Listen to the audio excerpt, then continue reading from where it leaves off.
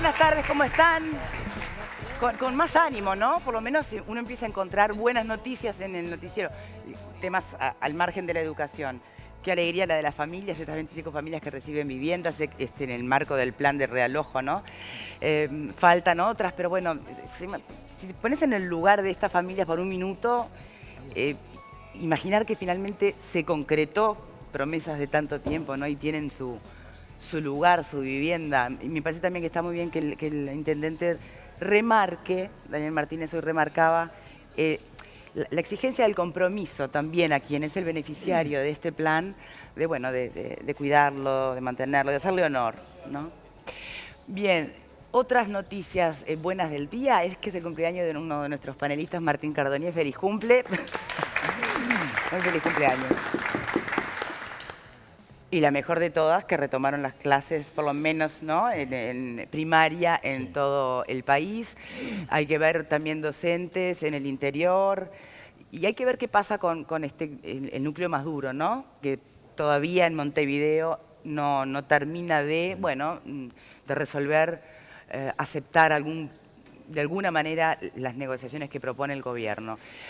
Lo que sí, hay que recordar bien lo que decía Celsa Puente, la escuchaban hoy en el informativo recién, la convocatoria a que los padres igualmente manden a sus hijos a los liceos, porque ustedes vieron cómo fueron las votaciones, muy parejas de mantener la huelga. O sea que hay una enorme cantidad de profesores que están yendo al liceo. Entonces está bueno que no se queden con la idea, sigue la huelga, entonces no, porque puede pasar que justo en ese liceo estén yendo los profesores. Lo que decía justamente Celsa era eso, que en algunos liceos que había como entre el 60 y el 70% de docentes que estaban yendo, no iban los alumnos.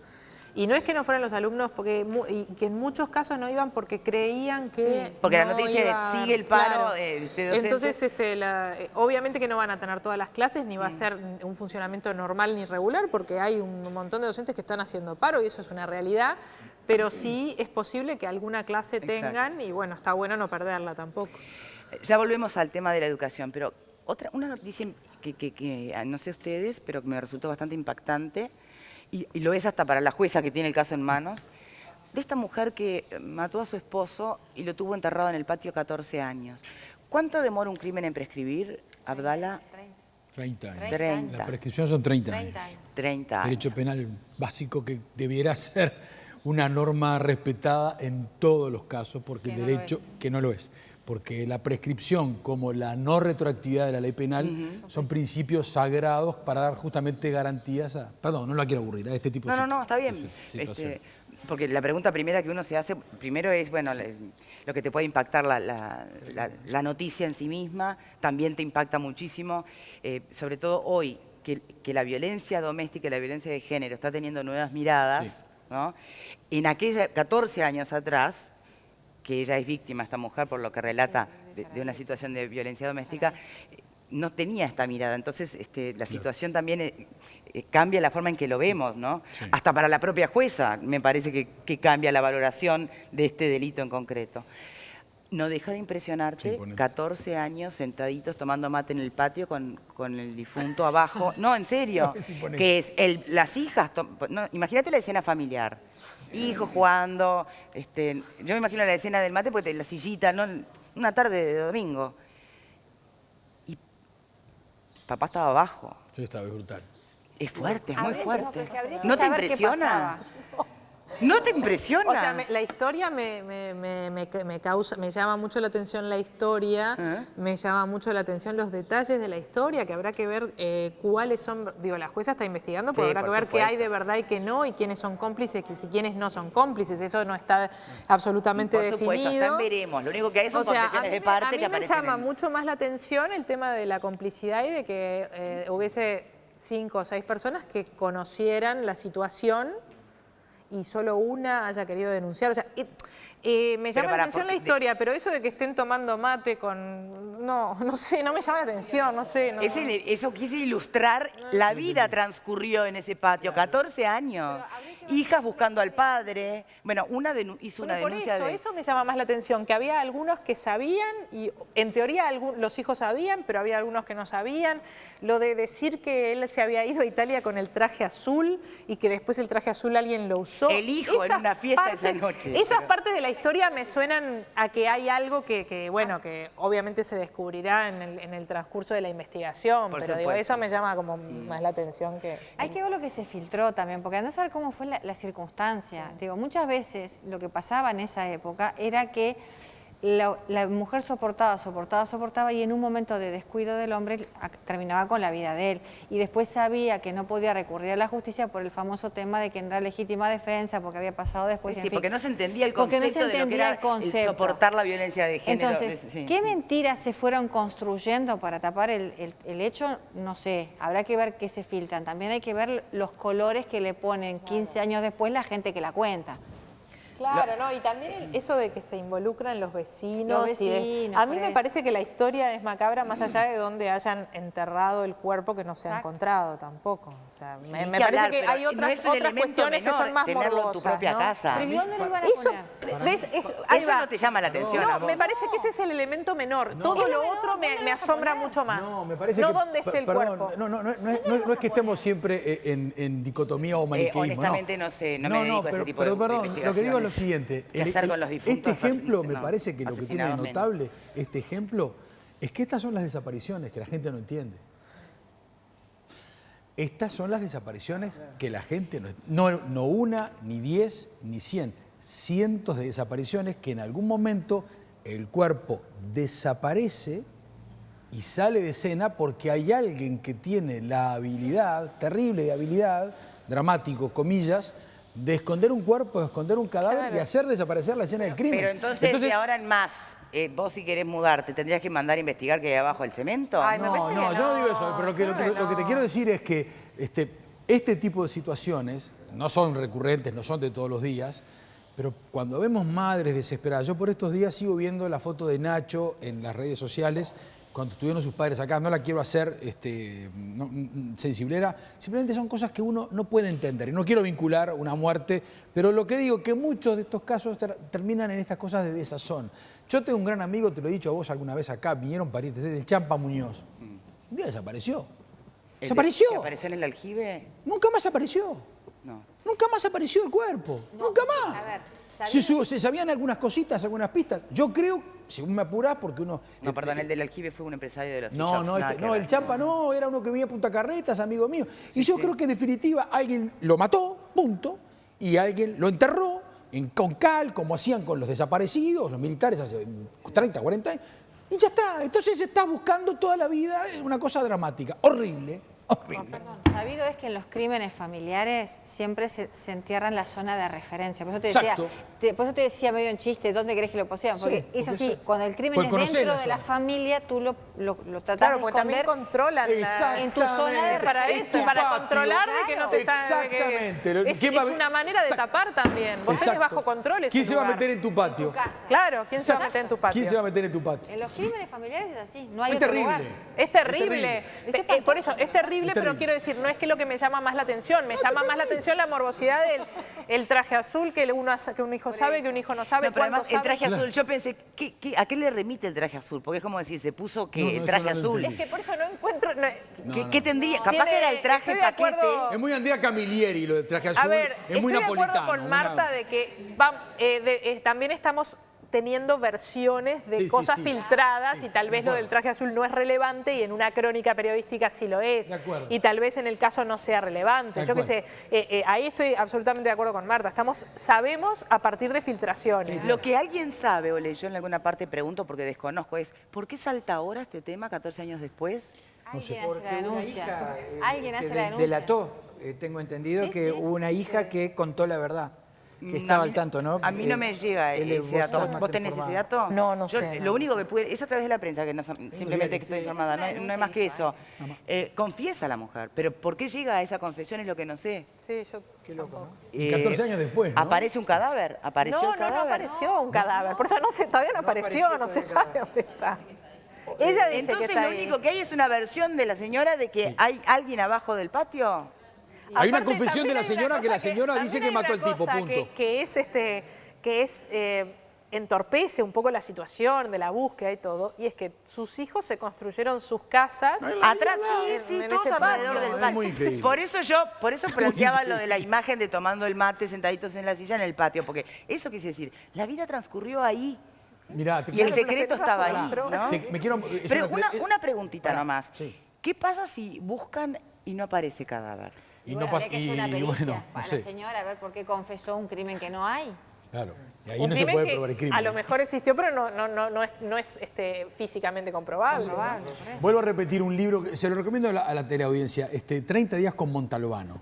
Es Andrea Camilleri. ¿Por qué lo recomiendo? Porque estas historias en el sur de Italia hoy son absolutamente recurrentes. Y a nosotros nos parece que no pasan. ¿Y nos quejamos después acá? De la No, inseguridad? no, lo que quiero decir es que Andrea Camilleri, que es un genio de la literatura italiana, tiene 30 cuentos de estos que todos son más o menos así. Vos decís, ¿esto es verdad? Sí, esto es la vida misma, Bueno, lamentablemente. lo que lleva a siempre volver a replantearse los límites del ser humano. Somos capaces de tanto Cualquier más de lo cosa. que creemos. Tal cual. Y De los tanto contextos más de lo que historia, ¿no? creemos. Porque también hay que pensar en el año 2001, ¿no? Año de gran crisis económica en el país que explotó un año después, año de caída de las Torres Gemelas. A O lo sea, largo de la los historia, contextos a lo largo de la históricos- historia siempre hay ejemplos de seres humanos que rompen el umbral de lo conocido, de lo aceptable, de lo imaginable o predecible para volver a hacerte esta pregunta. Somos El capaces de Es que sí. casi que de todo. No, Y, es que pero lo siempre, que- perdón. y siempre somos capaces de lo mismo, atención, porque hoy estoy intelectual, de William Shakespeare. ¿Cómo de ¿no? lo mismo? A ver. Siempre somos capaces de lo mismo, del magnicidio, del asesinato, de la traición, del amor. Hace miles de años que hablan, por eso Shakespeare, digo, su genialidad es que hace siglos nos explicó que íbamos a discutir, matar, morir, vivir, soñar y pensar por las mismas emociones pasados varios siglos, solo que desde otro lugar. Hay una película que hablábamos recién con Alberito Auchaín, que la recomendamos también, una tarde de recomendaciones, Fuerza Mayor. Vayan a verla y van a ver un momento en la vida de unos seres humanos donde pasa algo y unos toman por un camino y otros toman por el otro. Y es el ser humano enfrentado a sí mismo a circunstancias adversas. Y unos van para un lado y otros van para el otro. La grandeza, la traición. Vengo a dar una clase de facultad donde tuve 1 hora y media hablando de cómo el poder es moral e inmoral a la vez. El mismo poder. El ser humano hace estas cosas. Perdóname que estoy divagante. El ser humano tiene la Es que grandeza... nos divagamos todos en realidad porque no es el tema de hoy. Perdón. La culpa es mía que lo traje No, a colación. me encanta esto, Pero porque realmente fue una historia y porque además necesitamos también despejarnos un poco a veces del conflicto diario, ¿no? No que esto no sea un drama también en sí mismo, pero bueno, por lo menos nos permite Sí, refrescar un poco. reflejar. Volvemos a lo esencial. Decíamos que se puede tomar como una buena nueva, realmente que hoy las clases se retomaran a nivel de primaria. Hoy, por supuesto, contamos además con Brusquera como una de las invitadas del día de hoy, figura estelar en estos temas de la educación y en el conflicto que hasta hoy, por lo menos, estaba tan que parecía que no se iba a poder solucionar. Eso es una buena nueva. Es cierto, y algunos mantienen la lucha, y es cierto, y todos tienen su cuota de razón, y depende del lugar donde se pare, uno puede entender los reclamos de cada uno y cada uno. Pero la gran pregunta sigue siendo si en realidad hemos debatido sobre educación en sí misma, sobre el proyecto, sobre el contenido, o eso sigue siendo un debe. Esto es una cuestión presupuestal, está clarísima por el momento. Sí. Pero ¿acaso hay la misma voluntad, el mismo ahínco o el mismo nivel de reclamo por una educación de calidad por parte de, no solo los gremios, de la sociedad entera? Bueno, eso me parece que puede estar bueno debatir en el día de hoy. Vamos con las últimas noticias, señor director. Está bien.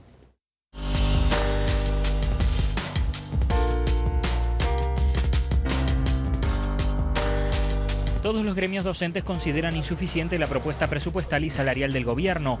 Los profesores de secundaria de Montevideo mantienen la huelga este miércoles y vuelven a reunirse en asamblea para evaluar cómo sigue el conflicto. Los docentes de UTU Montevideo también paran este miércoles y los de Canelones miércoles y jueves. Los maestros de Montevideo resolvieron mantenerse en conflicto, pero volverán a dictar clases este miércoles. Se estuvo valorando la intransigencia del gobierno que en materia salarial no es capaz de mover en nada su propuesta, que es insuficiente, fue declarada insuficiente por todos los sindicatos. Y en cuanto a los cambios que se hicieron en algunos artículos del convenio, se considera que todavía no es suficiente, que se pueden seguir mejorando, por eso también se resolvió que se siga negociando para mejorar esos otros aspectos, pero tal cual está el proyecto de convenio fue rechazado por la Asamblea. Los gremios docentes reclamaban más presupuesto para la educación y un salario de 30.000 pesos para los docentes grado 1 al final del quinquenio.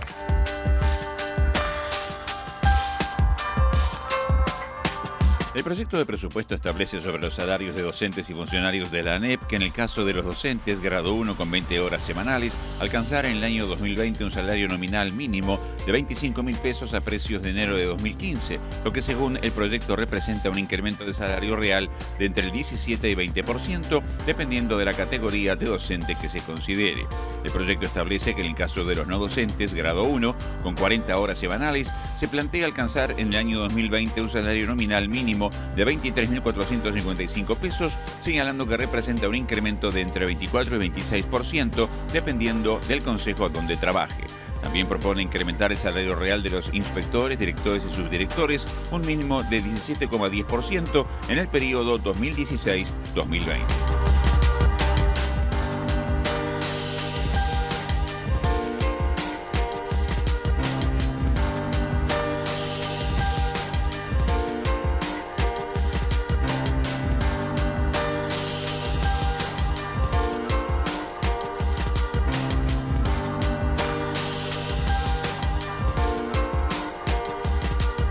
Bien, lo escuchábamos ahí y además el relato, ¿no?, de Lasarte de lo que es el planteo, ¿no?, la propuesta de gobierno con respecto al tema salarial, que tuvo en los maestros una repercusión, vamos a ver a qué nivel se le puede llamar positiva o si hay más resignación que otra cosa, pero que el núcleo duro de docentes en Montevideo, bueno, no la acepta, no la toma. Vamos a darle la bienvenida a nuestros invitados en el día de hoy, como les anunciaba, Raquel Brusquera, presidenta de ADEMO Montevideo, gracias por estar aquí con nosotros. Fernando Amado, diputado del Partido Colorado, muchas gracias por estar aquí. En el correr del programa, si podemos, tendremos una telefónica con el propio director de Educación, Juan Pedro Mir. Bien, Brusquera, la primera pregunta, obviamente. ¿Por qué resuelven en Asamblea retomar las clases hoy? ¿Por satisfacción con las propuestas del gobierno? ¿Por dar una señal un poco de trascender un poquito el conflicto y entender también la realidad de padres, alumnos y demás? ¿O porque realmente les parece que está bien, que se acerca al menos a lo esperado? Bueno, quizás ninguna de las tres opciones que tú me das. ¿Cuál sería? En la Asamblea se analizó las modificaciones que tuvo el convenio que estaba planteado, se rechazaron, se considera que todavía las modificaciones no alcanzan, no satisfacen y que se mantiene inmutable el tema salarial. O sea, se resolvió no firmar, si hay que firmar un convenio con estas características, no firmarlo. Incluso se barajó el tema de la amenaza del Poder Ejecutivo, se catalogó como amenaza. ¿Qué parte? ¿La de que lo toman o lo dejan y va para otra cosa? Exactamente, si no se acepta ese aumento de salario real que está planteado, que es un 13,5%, nosotros ya lo llevamos a cifras en mano, son 680 pesos para un maestro de primer grado y un poquito más para los otros grados. Que si eso va a ir para infraestructura, como dijo el Poder Ejecutivo, bueno, que los maestros de Montevideo vamos a hacer un listado de todas las obras que deberían hacerse escuela por escuela, en aquellas que se necesita, que son muchas, y se lo vamos a presentar y vamos a hacer un seguimiento de que realmente se produzcan esas obras. Lo que lamentamos es que si el gobierno considera que debe pagarse mejores salarios, por eso ponía esa propuesta aunque la consideremos insuficiente, y que además hay cuestiones de infraestructura que atender, no ponga todo el dinero necesario. Eso se valoró en la Asamblea como algo que bueno, llevaba a que no se firmara el convenio. También se valoró que el conflicto no terminó, no se levantó el conflicto, se va como que lo que se valoró es que ahora se pasa a una etapa que es la parlamentaria, que les va a tocar a los diputados y senadores dar su palabra. Ellos tienen posibilidades de mover los rubros, de darle destino a lo que llegó al Parlamento, también va a estar el mensaje de Codicen.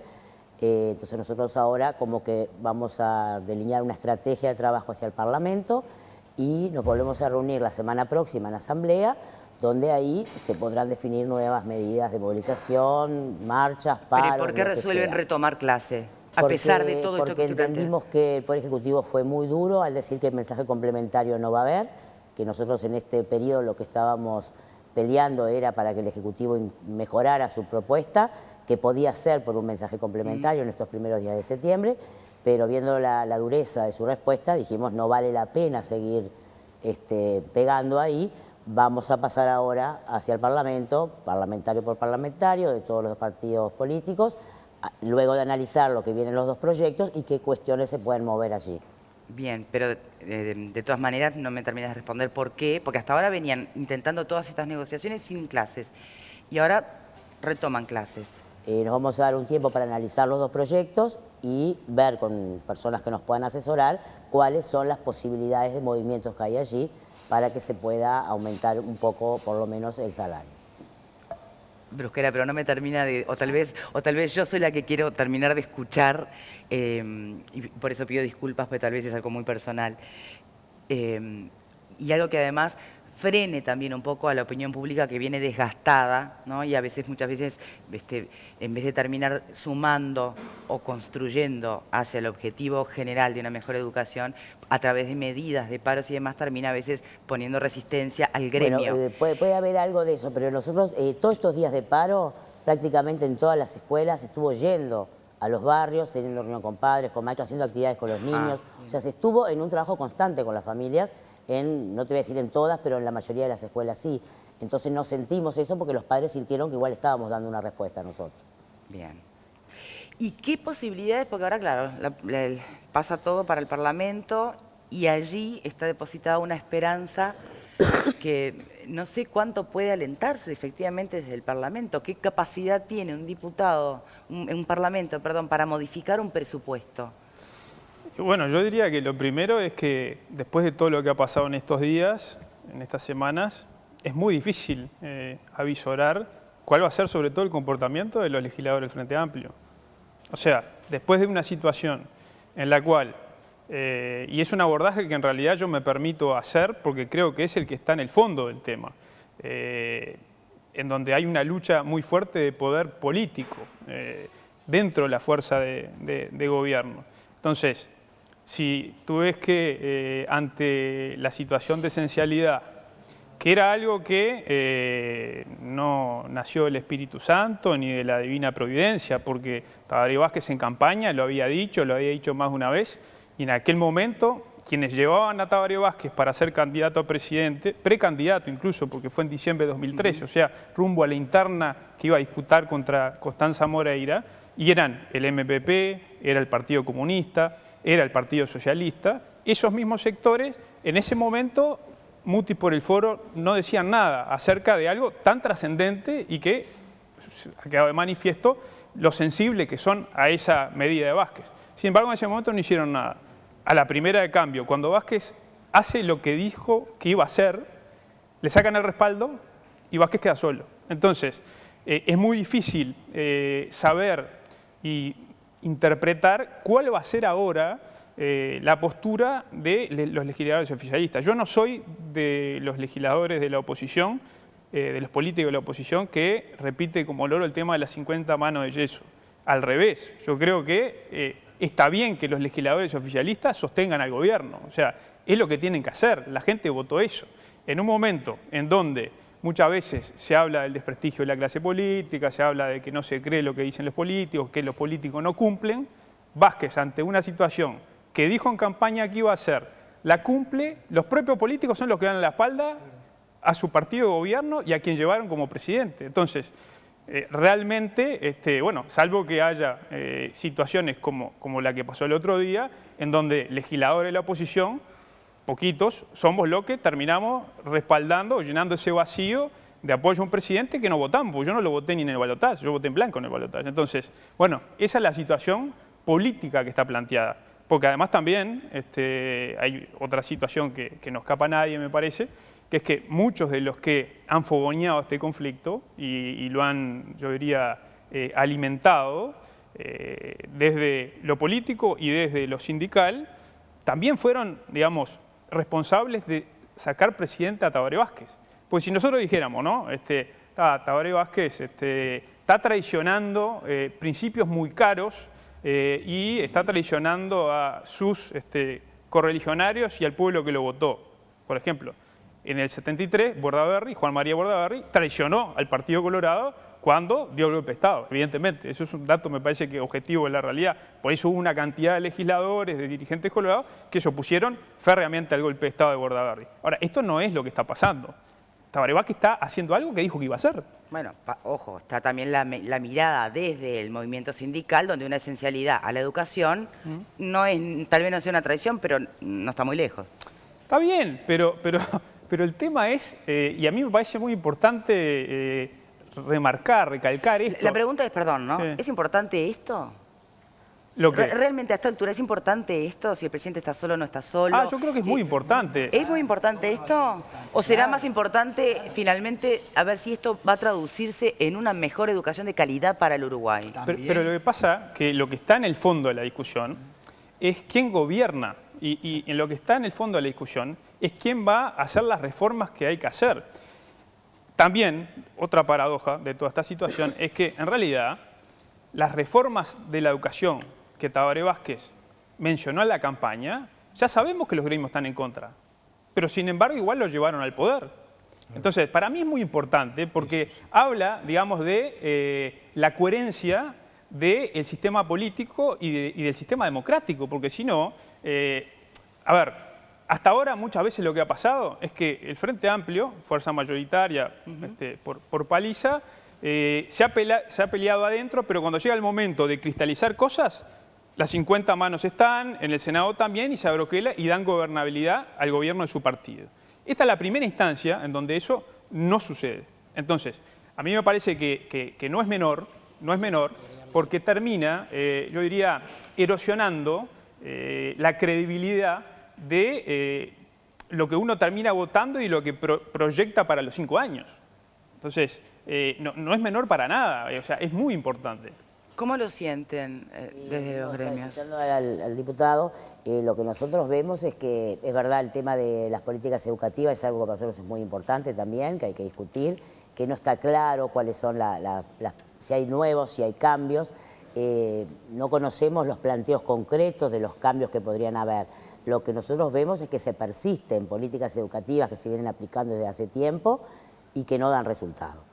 Nosotros percibimos que se elaboran, muchas veces lo decimos, se elaboran propuestas desde escritorios alejados de la realidad cotidiana de las escuelas y a nosotros nos llegan como que hay que aplicar determinadas cosas o hay que trabajar de tal manera que no lo vemos que sea así, por eso genera rechazo, porque el que está todos los días en la escuela tiene ideas, tiene estrategias, sabe lo que necesitaría para que eso fuera mejor, qué apoyo precisaríamos en las escuelas y eso no se nos escucha, no se hace y si se hace a medias. Por ejemplo, un caso, nosotros durante muchísimos años reclamábamos que hubiera psicólogos y asistentes sociales en apoyo a la tarea de los docentes. Se han ido creando muchos cargos de esos, hay todo un proyecto que se llama de escuelas disfrutables, que son equipos de asistentes sociales y psicólogos, por supuesto que no uno por escuela, ¿no?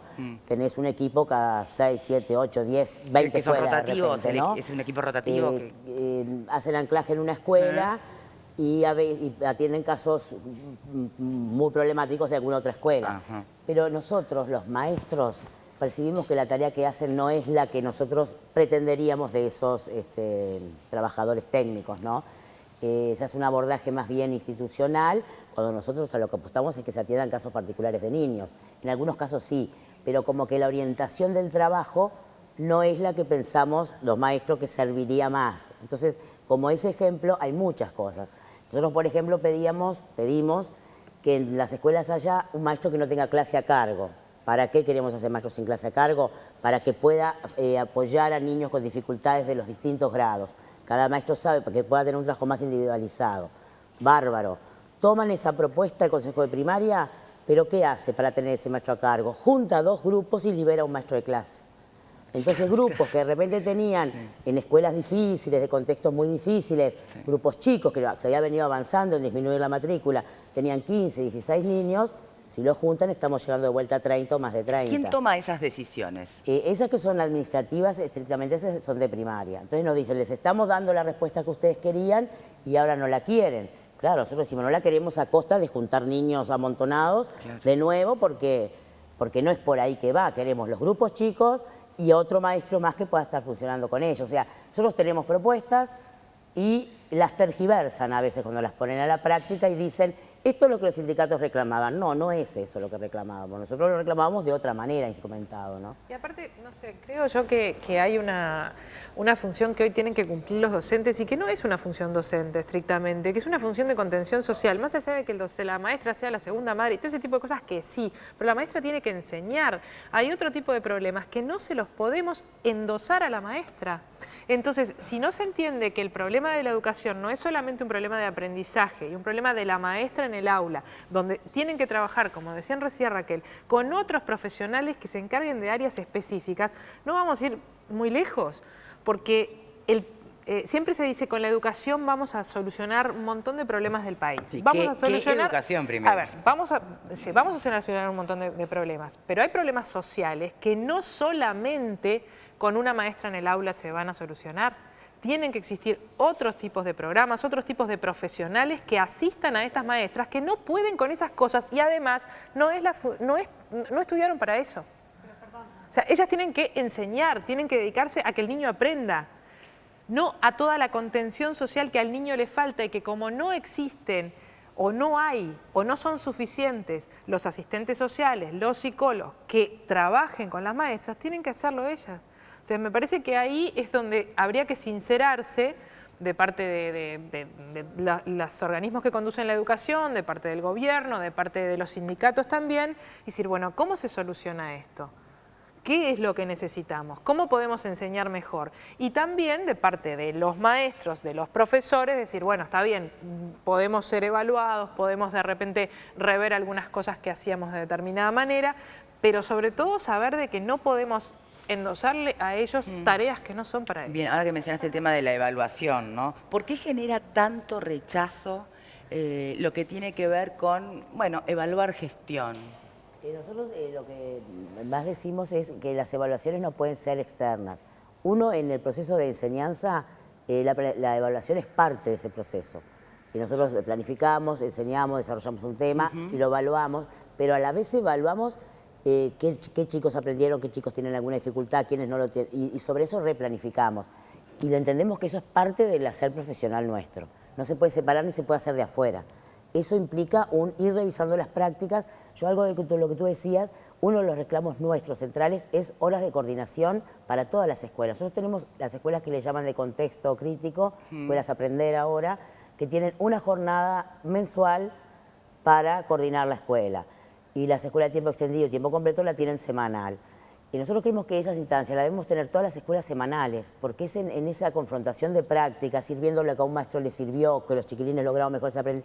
O sea que lo que necesitamos son espacios profesionales también, de acuerdo a la escuela, al contexto, a la realidad donde está, cuáles son los problemas, que no son los mismos de una escuela a otra, No, desde los aprendizajes estoy hablando. Sí, bueno, pero justamente la evaluación, porque uno escucha por ahí que se le interpreta como que depende de si pasan o no de grado los alumnos. Y entonces por eso algunos docentes dicen, eso es chantaje, porque yo no voy a hacer pasar un alumno solo para calzar bien en la evaluación. ¿Por qué es por ahí? Porque la evaluación puede ser averiguar si aprendió un niño y que venga por otro lado a saber si aprendió. Es que de repente, en esas pruebas que se aplican iguales para todos los niños, de repente en una escuela, en una clase, dio resultados menores que en otra clase. Sí. Pero quizás los niños estos avanzaron mucho más que los otros, porque depende del punto de partida. Si estos chiquilines venían con mucho menos conocimientos afirmados, obtuvieron determinado nivel más bajo que estos otros, pero capaz que estos otros partieron de un punto más alto. Entonces, en realidad, estos avanzaron menos que los otros chiquilines. Pero eso no es estadístico, perdón. A mí me parece que... Bueno, pero eso es lo que nosotros decimos, eso es lo que nosotros vemos. Está bien, que está bien. Eso no se puede evaluar en una medición así. Lo que pasa es que, a ver, no la quiero pudrir. La estadística es una ciencia que usa la matemática de manera aleatoria para lograr luego un promedio que básicamente es científico. O sea, el dato es absolutamente científico. A mí me hace ruido cuando decís que la evaluación externa no funciona, porque en realidad es la única que te tiene que funcionar. O O sea, vos no te podés evaluar a vos misma porque vos te querés a vos misma. La evaluación que vas a hacer vos de vos misma es con un nivel de autoconsideración. La única evaluación que sirve para ustedes es como la que hace el televidente de nosotros, es la externa. Primera reflexión. Segunda, Fernando hacía algún análisis en el plano del poder. Es verdad lo que él dice en el plano del poder. O sea, pero quiero acotar esto.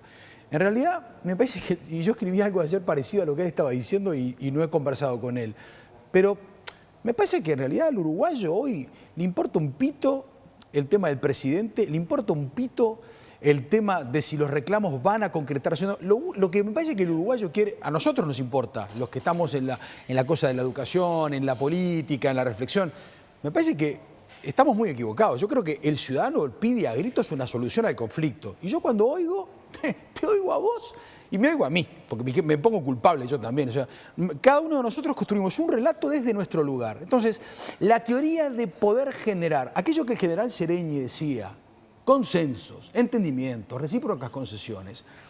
Yo te confieso, te oigo y siento que lo que vos estás diciendo es: paré la batalla ahora, pero la voy a liberar en el Parlamento y voy a meter Huasca en el Parlamento. No lo decís así, pero vas medio que dura, vas dura para allí. Entonces, ¿sabes qué? Me da la sensación de que no sé cómo tenemos que hacer para montar, como cuando yo era niño venían circos y había unos tipos que, ¿te acordás que ponían platitos y los mantenían, como eran mantenían los platitos? Bueno, tenemos que lograr en algún momento que haya 4 o 5 platos que estén en estado de equilibrio permanente, porque al final lo que va a pasar es que yo vengo a dar clase de facultad ahora y me dice la BEDEL, me dice, apurate, porque no, hoy está todo bien, pero la semana que viene, ¿cómo la semana? O sea, no se puede vivir con una incerteza permanente en el modelo educativo, nos hace daño a todos, te genera poca capacidad de previsibilidad, no termino de educar. Yo sé que tenés razón en los reclamos salariales, juro y lo digo ante la gente que tenés razón, pero también tienen razón las madres que dicen, che, ya van 23, 24 días, ¿quién va a reponer estos días de los chiquilines? Y no nos va a reponer. 23, 24 días, lo hablábamos con él. Son un poco menos. No, nosotros secundarias son. Secundarias son 23, 24 días. Bueno, no importa. Bueno, no importa, pero no lo central. ¿Me entendés lo que te quiero decir? O sea, la impresión que tengo como ciudadano, ahora me borro de la cosa, es que ¿por dónde va? Porque no es una discusión estrictamente presupuestal, no es una discusión de contenidos, no es una discusión de poder, es de todo eso. Y es muy caótico. Y te juro que en realidad era previsible. ¿Por qué era previsible? Porque ahí también me parece que es sutil lo que Fernando dice. Por algo la puso a Muñoz. ¿Para qué la puso a Muñoz? Es la soldada. Tratar un poquito con el turco, no sé si querés... Sí, yo creo que dice otra cosa. A ver, yo no estoy de acuerdo con eso de llenar las escuelas de psicólogos y asistentes sociales. No tiene nada que ver, no es el lugar. Me parece que es correcto, sí, que haya un psicólogo y un asistente social para una zona y que evalúen. Pero si hay un niño con una problemática especial, que sea derivado donde corresponde. Digo, está el FONASA tiene el sistema para atenderlo. O sea, no es en la escuela. La escuela no se puede conformar en una mutualista. Eso por un lado. Por otro lado, sí, estoy de acuerdo, los maestros tendrían que ganar... No planteamos eso nosotros. No. Está bien, pero quiero que quede claro porque si no se confunde. O sea, el problema... Pará, déjame terminar. El problema tiene que ser tratado afuera. Si no, no podemos meter más... La escuela ya tiene demasiados problemas. Entonces hay que sacar los problemas para afuera. Si no se confunden las cosas. Otra cosa. Yo estoy de acuerdo que los maestros... Muchos colegios privados tienen su propio grupo de Sí. psicólogos, asistentes sociales. Está bien, pero es distinto. Bueno, acá es otra cantidad de chicos. Estoy de acuerdo que un maestro quizás tenga que ganar 40.000 pesos. Ahora, la pregunta es... Si la torta es una sola y yo pido más presupuesto para la educación, ¿a quién se lo saco? Porque estamos de acuerdo. No está bien el... A los bancarios. No está bueno... No quiero que los bancarios ganen lo que ganan. No está bueno el chantaje... No está bueno el chantaje... No está bueno el chantaje de si no agarran esto, va para tal cosa. No, pero ahora es... Yo quiero más presupuesto. ¿De dónde lo saco? Porque me parece que la solicitud de más plata tendría que venir acompañada de una propuesta de dónde se saca. Porque hasta donde yo sé, petróleo no hay, oro no hay y el tesoro de las Macilotti no apareció. Entonces, ¿de dónde sale la plata? Y bueno, pero y eso, esa justamente es la discusión que se está teniendo y que se va a tener en el Parlamento. Sí. Porque así como se le ofrece a los maestros, hay un artículo donde se suben los sueldos de los cargos de confianza de Presidencia de la República. Entonces, se suben un 20%. Yo qué sé, me parece que además el de dónde lo sacan no es un problema de ellos.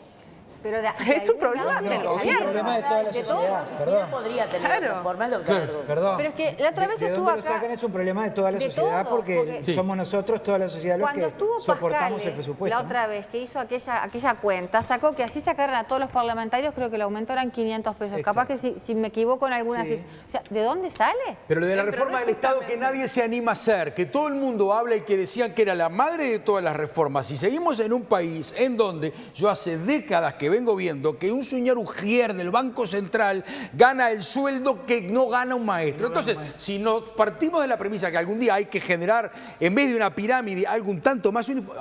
Ahora, no puede ser. Yo siento que pero perdón, estamos- pero cuidado con el simplismo, cuidado porque me parece que el simplismo es tiren sobre el parlamentario, pinga, tiren sobre el cargo político. Es mucho más complejo. Hay gerentes en UTE que ganan cifras siderales, en el Banco República, en Antel. O sea, tenemos que nivelar, pero no en los cargos altos, en los cargos intermedios. Entraron en 10 años, durante 10 años, han entrado 50.000 tipos. Uruguay, a diferencia de Bolivia, que tiene superávit y tiene contención del gasto, y Ecuador, que son izquierdas muy en serio, debieran mirar un poquito más para allí y no hacer lo que hace acá. Lo que pasa es que ahora el problema que tienen las maestras, termino ya, el problema que tienen las maestras es que no hay caja. No hay plata. Lo que Marta está diciendo es que ¿de dónde sale la plata? Yo no sé tampoco dónde sale. Espera, Walter, No. Álvaro, quería decir algo. Algo sobre esto. Hace rato. Nosotros tenemos un presupuesto que desde el año 85 hasta este que se presenta ahora es incrementalista. Nunca hemos revisado la línea de base del Seguro, presupuesto. si seguimos metiendo gente. No, pero más allá de metiendo gente o lo que sea, o incrementalista para obras, o sea, yo no estoy discutiendo que no haya que incrementarlo, sí hay que incrementarlo. Pero además de incrementarlo, ¿no será hora de revisar la línea de base?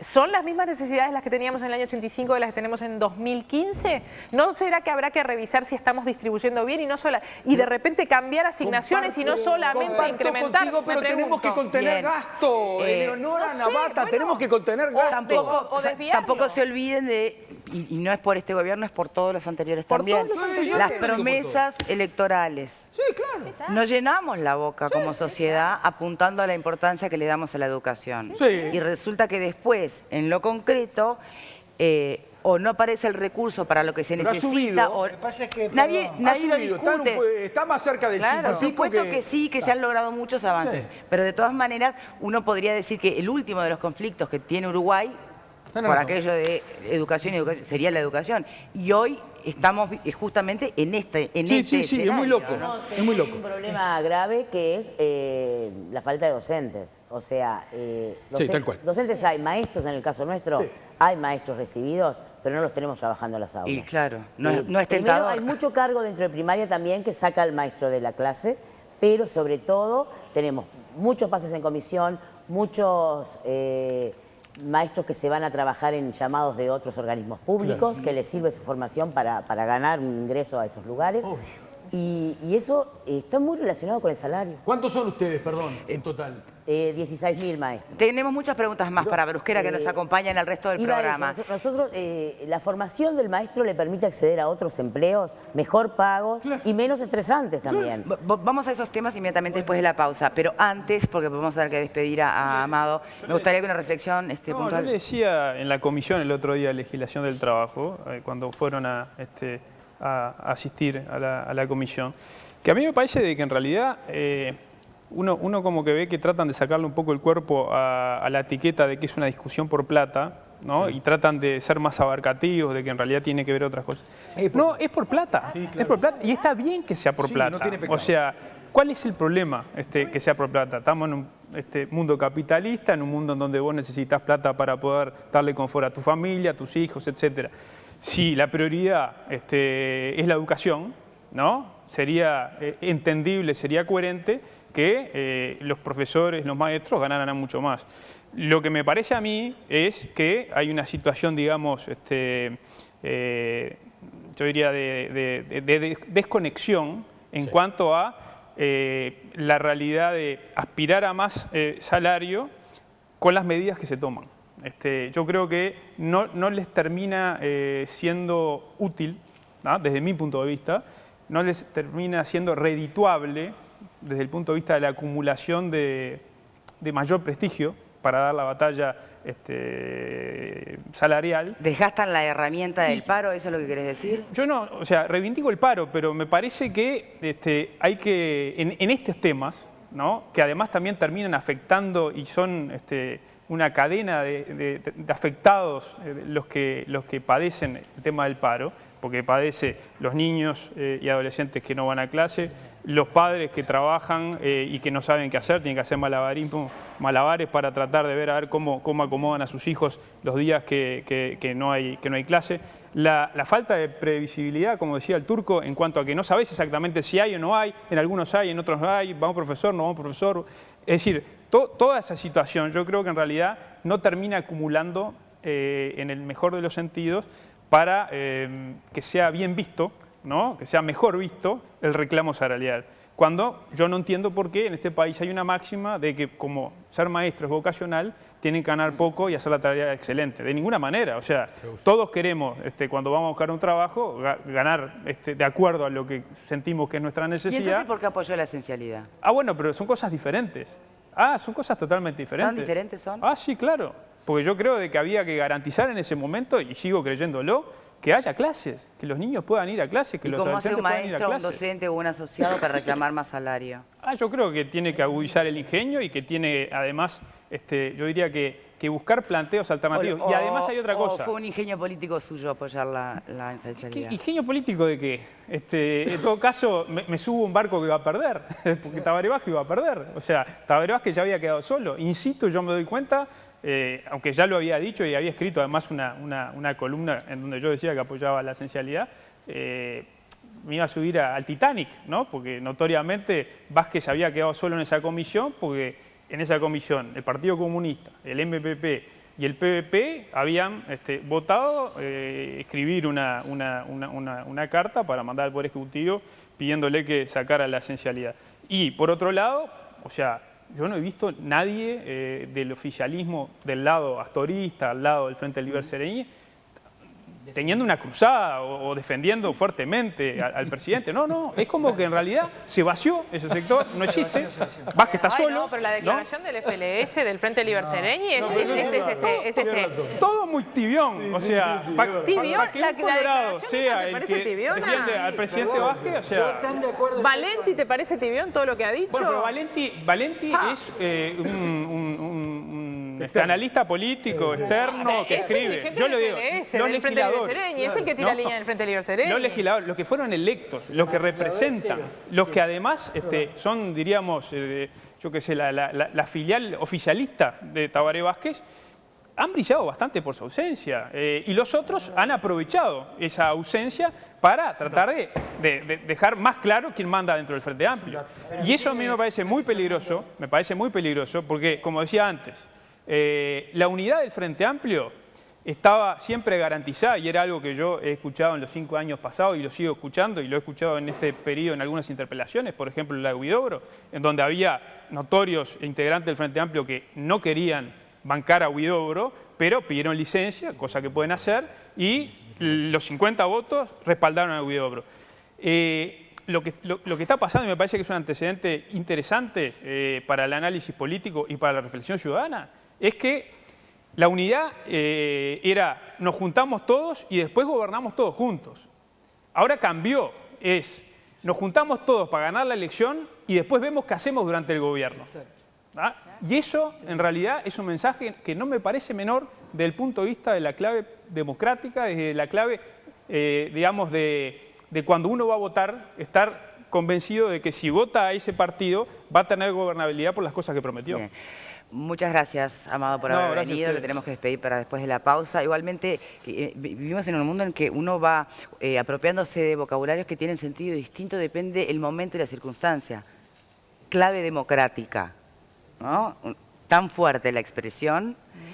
La entiendo hoy desde el lugar donde me lo dice, no la entiendo cuando apoyó la esencialidad, la entiendo, o sea, pero ¿cómo no la vas a entender cuando apoyó la esencialidad? La dejo picando para que podamos retomarlo después. De todas maneras, a mí me gustaría volver a la cuestión, porque es cierto, esto era un conflicto salarial, con mayor, menor honestidad en el planteo, Pero también hay cuestiones atrás que tienen que ver con lo que nos tiene que importar a nosotros es la educación, la calidad de educación, además de lo salarial, evidentemente. 30 segundos, que es, o sea, el que tiene el aval ciudadano es el gobierno, ¿no?